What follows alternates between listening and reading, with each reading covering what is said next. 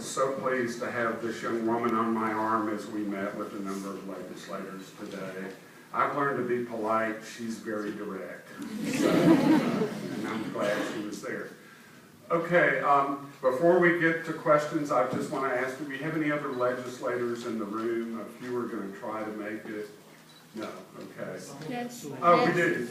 Yes, Representative Gloria Johnson from Knoxville, a high school teacher, is one of our co-sponsors.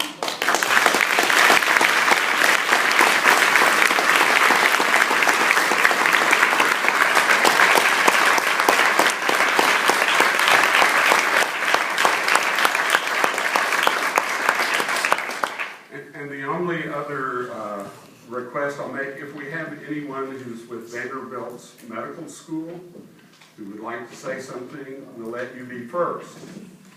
Anyone? Okay. We've got, I'm sorry, we do? Please come back.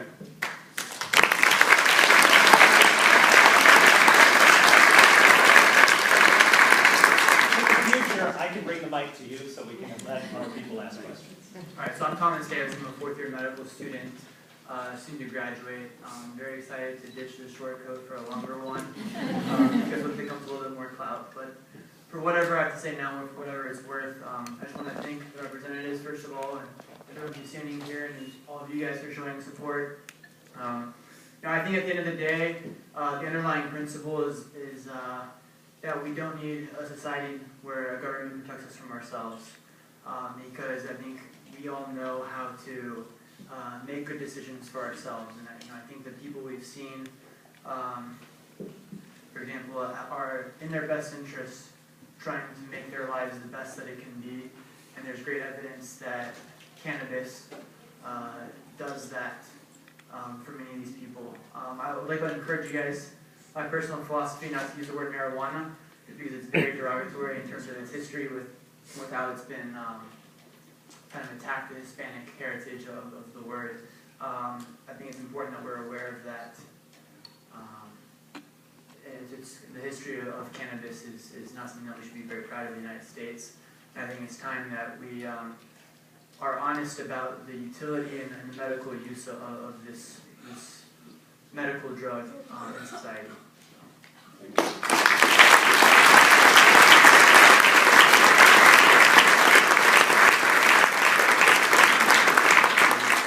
Okay, we have a panel and a very attentive audience, so if I can see some hands, we'll get started. Anyone?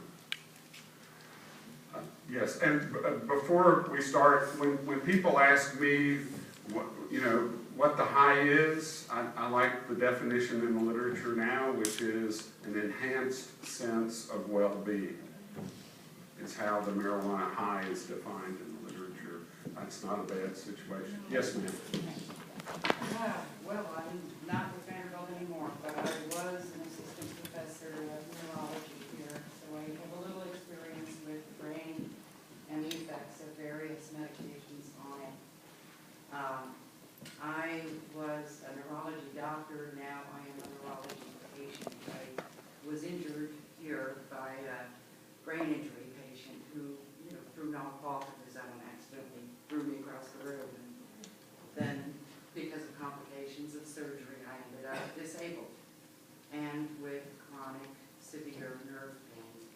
And if you don't have nerve pain, you really don't know what nerve pain is like. But I can tell you that it's bad, and that most of the medications out there don't work. And that it's been 10 years now, and I'm still not a narcotic addict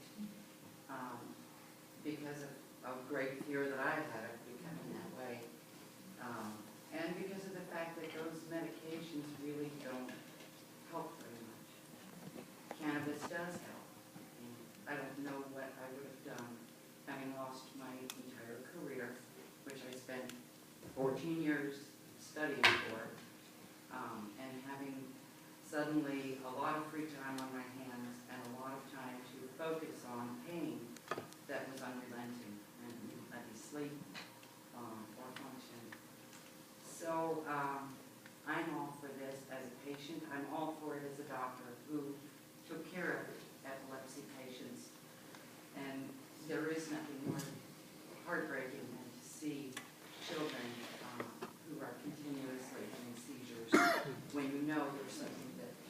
there that could help them. Patients with MS who are in horrible pain, and also dealing with the emotional crises that they are going through of having lost their ability to walk or function in society. And so the side effects of cannabis that give you the enhanced sense of well-being, I think is part of compassionate medicine. And as a neurologist, I've learned that there aren't a whole lot of things that doctors keep doing. There aren't a whole lot of things that we do, except that we can help improve patients' quality of life. We can provide compassionate care. And I think that medical marijuana is compassionate care. And I hope that people will realize this and not just label everyone who wants to use it as some type of derelict.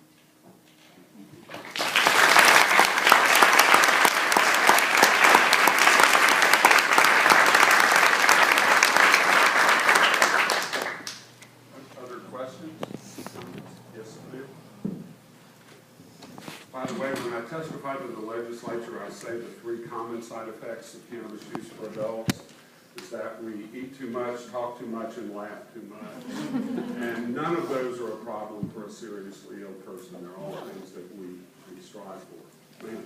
Kind of to piggyback off that, as a native Tennessean and Nashvilleian, an Owen student, and a proud Republican, I, especially after hearing this and supporting Professor Bogus in the Senate, and very excited to be in support of this bill, and was wondering if you could give us a little bit more information. I wrote down a lot of statistics and facts that you gave.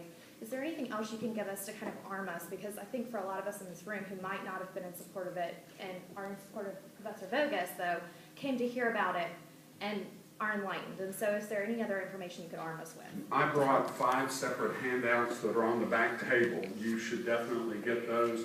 We have a short Piper Koozer biography, a Koozer-Kuhn biography, 2-page summary of the bill, a piece that's very important, which is the fiscal impact of this, and then we have some of my PowerPoints back there. So be sure to get them, and by all means contact me if you want. And thank you for We have educating a us. normal Tennessee Facebook page, of course, NORML Tennessee, and we try to keep current news on the Facebook page. Thank you a lot for educating us tonight. We appreciate Certainly. it. Other comments, questions?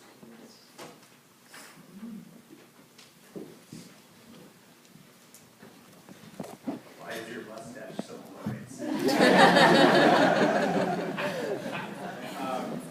Could someone from the legislature talk about when the vote is, what the chances of it passing are, what the numbers look like currently?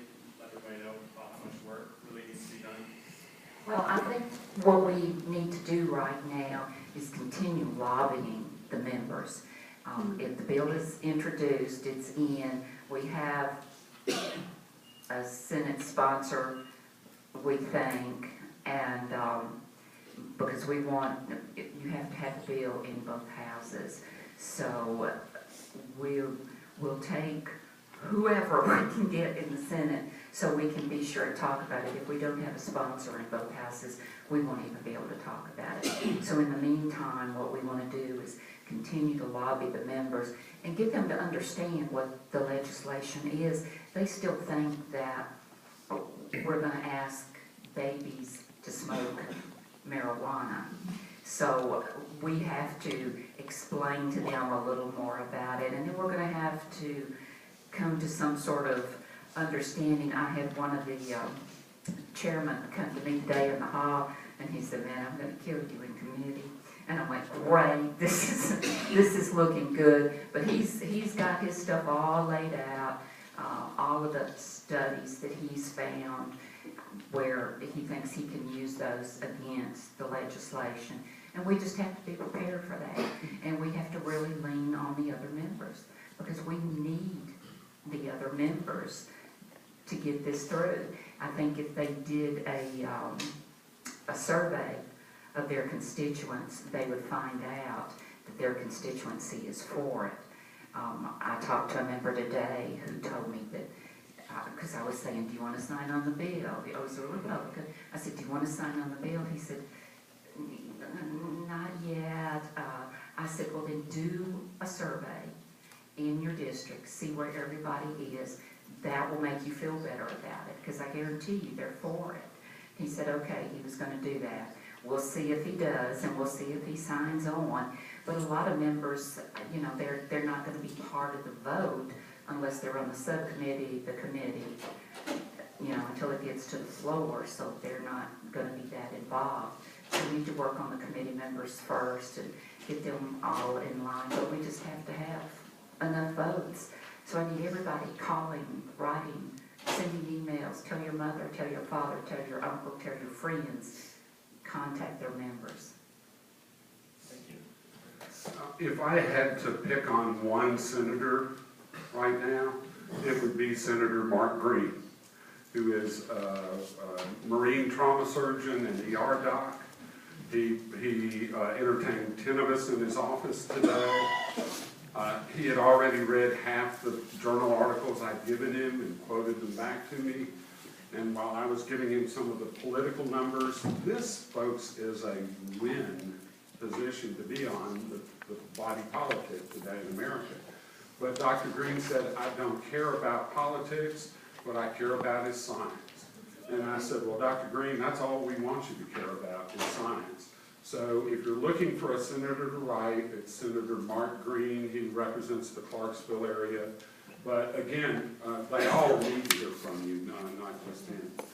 Other comments, questions? I have a comment. Is there not a way we can fire those people? We need people like that making our laws and controlling our lives. Why can't we get rid of them? Well, Why do we have? That's why we have elections. Why is it a matter of election? Can we not get a public referendum to get rid of those people? well, let me respond to that in two ways. I think the first is, if you're following this issue now, nationally, you see the prominent politicians in both parties. We just had Bobby Jindal come out last week for medical. We had the Governor of Texas, Rick Perry, come out for decrim. Both parties are angling to be in front of this issue, not running away from it. But let me say something. So again, make it clear to your legislators, this is a pivotal issue because it's a symbolic issue. It's an issue that measures your support for science, common sense, and compassion. And we'd like those characteristics to be in our legislature. Let me tell you, though, what one friend of ours in the legislature has suggested. There's only one way for the people of Tennessee to ever be able to vote on this issue. And that's if we submit a constitutional amendment to the Tennessee Constitution enshrining the right to use medical marijuana in the Constitution. As a constitutional amendment, the people vote on that. It takes 4 years normally from the time it starts the process, or 2 years until it ends up on the ballot. But hey guys, the way we're getting run around now, it might take 2 years to do the normal process. So all is not lost. I would love to see a constitutional amendment on our ballot in 2016 or 2018 or whatever, but much more so, I would like to see this bill passed now and not wait for that. Other comments? We've got probably 10 more minutes here, so.